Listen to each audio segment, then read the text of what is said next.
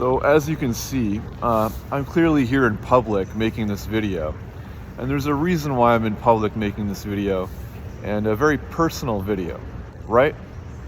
Because we're talking about trans identity gender terrorists. You know, it sounds very out there, but at the same time, I mean, what is it really, right? So for my last video, as I explained, I was being cyber stalked and harassed by this group of people. And guess what? It turns out when you don't want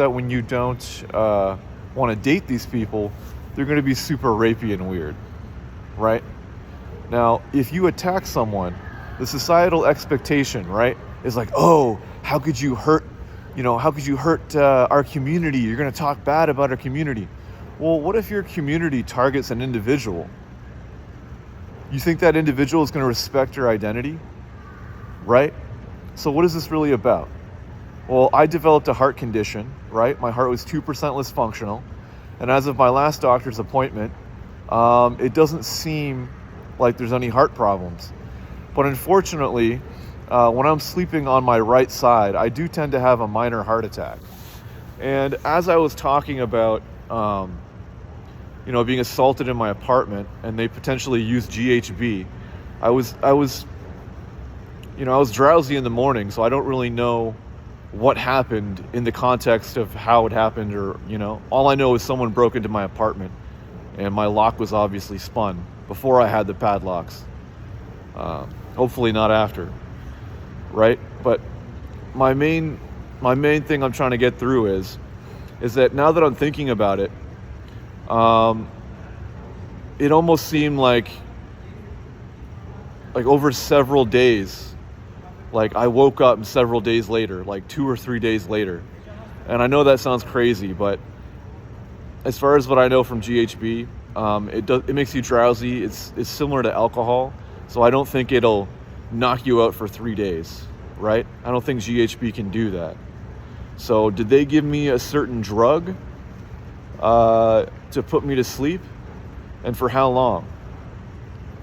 So, it's just a thing, right? Like when you're a victim, you're going to perpetually always be a victim. The police, they'll never admit to their mistakes. These people in society, their money is on the line, so it's all shh, don't talk about it, right? And then it allows these predatory people to keep preying on you, right? And keep targeting you. So these people want to talk about marginalized people in the community. It's just such a fucking joke, right? I'm a schizophrenic person. I was abused as a child. I never had any love in my life. That's the only one thing I wanted. Right? I tried to develop my work skills and my talents at home.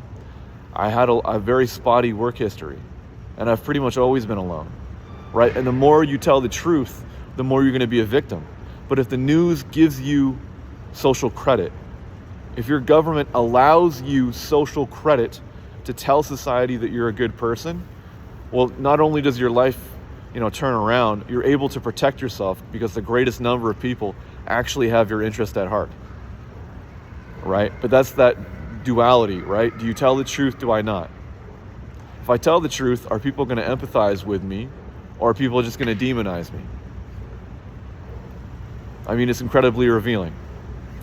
But nonetheless, right, like, I can only tell you what, things I've been hearing in the community when I'm around other people, right? Like, it's been 4 years. I've had to deal with a lot of undercover cops. I've had to deal with a lot of shitty people.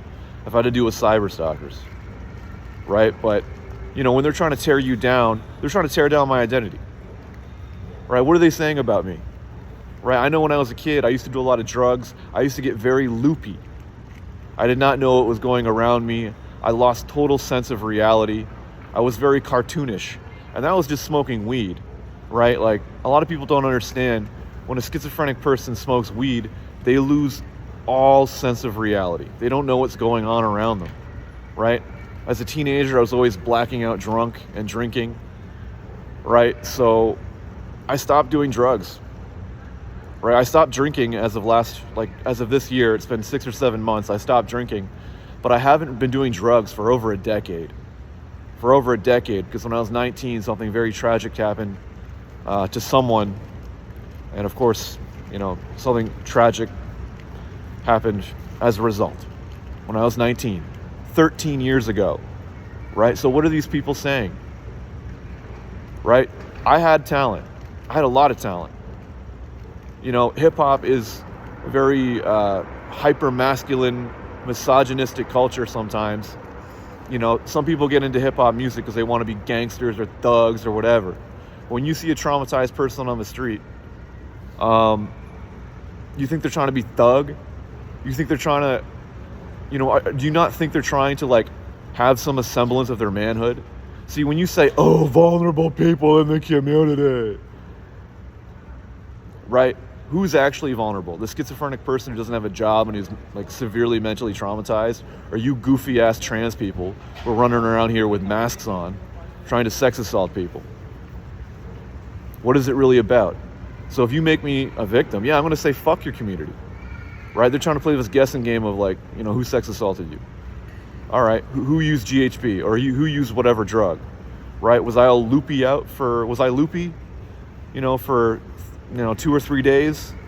So what happens when you're a victim? You're a perpetual victim, right? It's so funny because as soon as a woman is a victim, all these people, regardless if they're cis, trans, gay, oh, it's a woman, oh, we wanted to fuck that woman, so we care about her getting abused, right? In our heads, we're like, oh, such a shame we couldn't fuck that woman, such a tragedy. That's what people are thinking. We're like, oh my God, a woman was sex assaulted, too bad we couldn't date her, we're gonna pretend like we care. You think society isn't that petty and evil? They are. Newsflash, they are. Right? If rape and sex assault was so bad, why would people not care if it happens to men? They don't. Breaking news story, they don't care when men get hurt. And they want to blame us, right? When a woman, is drinking, they'll say, oh my God, she was sex assaulted. You took advantage of her. Oh my God, right? That's what they'll say. But if someone was drugged with GHB, if a man was drugged or given whatever drug, you're going to say, oh no, he's a trans person. He's really closeted and gay. That's fucking stupid. That's fucking moronic, right? I did drugs all through high school. I was so traumatized, I didn't even really want to be cognizant of what was going on. So maybe that's why I developed this blackout tendency. I have sleep paralysis, I have sleep apnea. So these trans people are ultimately fucking cowards because they got nothing to say to me in person.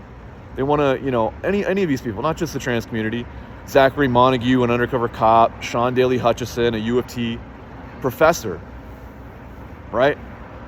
So it just goes to show you, you don't respect our identity, we will not respect yours, right? I can only assume that there's a video going around, and that's why people are laughing at me in public. I got to deal with this shame and anger. When I was a kid, I was sex abused. All I ever wanted was some love in my life. I couldn't get it because I felt like I never had a job. I never had work history. Why didn't I have a job? Because I never felt any self-worth. You think me getting into hip hop was something about me wanting to be street or gangster? See, this is the problem with Toronto. These people in this city are so fucking goofy, right? They want to talk down to us when they don't know our experience. They want to talk about vulnerable members in the community, marginalized members. These people are full of shit. Your trans identity politics is full of shit, right? You want to say, oh, there's 85 genders. There's 85 genders. Look, they're going to talk about XX chromosome, XY chromosome, and all these other gender types. But it's bullshit, right? You know that a lot of this academia even got co-opted by left-wing lobbying groups for corporate and private interest. And what with the scientific theory is that they don't want to actually talk about these trans identity politics nonsense because as scientists, they have to uphold the scientific method. The scientific method does not care about your culture. It doesn't care about your racial background. It doesn't care about any about that, right? Because the scientific method is about mathematics, statistics, what can be falsifiable and what can be proven true. It is literally just a summarization of knowledge and logic. It doesn't care about the human bias, the human identity, right? And this is why scientists don't want to talk about this transgender identity politics nonsense. They don't, right? All these different chromosomal like abnormalities and shit, it doesn't just translate to gender identity, right? These different chromosomal patterns, it also accounts for a lot of genetic disease, whether preventable or not, right? And if you're going to say, oh, like there's so many trans people who are actually closeted, there was trans people and they're closeted, they don't want to come out, they're just a different type of gay person. This is why it's annoying, right? If you attack my identity, I'm going to attack your whole identity. I don't have to agree with your fucking trans identity bullshit, right? Your community is going to be more offended about me shitting on your gender politics than someone being sex assaulted, right? And you wanted to tear down my entire reality, right? You know that hip hop is like this hyper masculine, misogynistic culture, and I can't participate. Why? Because you drugged me? See, in this world of AI, everyone has to tell the truth, or our entire society is just going to be torn apart, right? And if you cause this level of hatred in me, I'm not going to relent. I'm not going to stop and pretend like that's not how I'm feeling, because your trans community here in Toronto is fucking goofy. If you're so proud of your identity, take off your fucking bitch-ass mask and express yourself as a trans woman or trans man. But don't try to gaslight our experience, and that's what it's about. I didn't want to date you goofy-ass trans people, right? And then now you're trying to destroy my identity, right? I can only go off of what I'm hearing in public about people laughing and making jokes. So I don't know and I can't confirm for sure. But here's the thing, look, like if trans people were so like endemic to human nature, then why don't we see it in other primate species? Chimpanzees have 98% of our DNA. We share actually a lot of similar behavior patterns with earlier primates like chimpanzees. Or it's not earlier primates, but primates, ape species that are similar to our own. We actually have a lot in common, right? A lot of this identity politics nonsense was true for other, species, I guess. Then why don't we see that same exhibited behavior in male chimpanzees? Why don't they ovulate at the same patterns and seasonal cycles as female chimpanzees? Why don't they have maternal instincts, right? Even a small population of the chimpanzees, why don't they have this weird identity, gender identity, whatever? Why don't they exhibit that behavior? Right? There's a lot of scientists, YouTubers, and scientists in general, they don't want to talk about this trans identity politics because they do not want to get fired from their academic institution at these very prestigious universities, because they're actually trying to create science, create chemistry, right, that may be able to bioremediate oil fields that would take 150 years to stop these lakes from being polluted, or to stop climate change, or to actually make change in society. And you want to talk about this goofy ass gender identity politics. I'm sorry, it just has to be said. Like, a lot of this gender science is fucking garbage. And we're pointing the finger at this community because they're having a complete double standard. Right? Like, look, if you're a trans woman, are trans women more rapier than trans men? If that's true, then you have rapey dude brain, and we're not going to accept you. If trans women are more rapier than trans men, then you're not real women, right? If trans men are not rapier than trans women, then trans men are not real men. Because men, regardless of being, a good man or a bad man, if you say you're a trans man, then you're 100% what a man is, regardless if that's a bad man or a good man.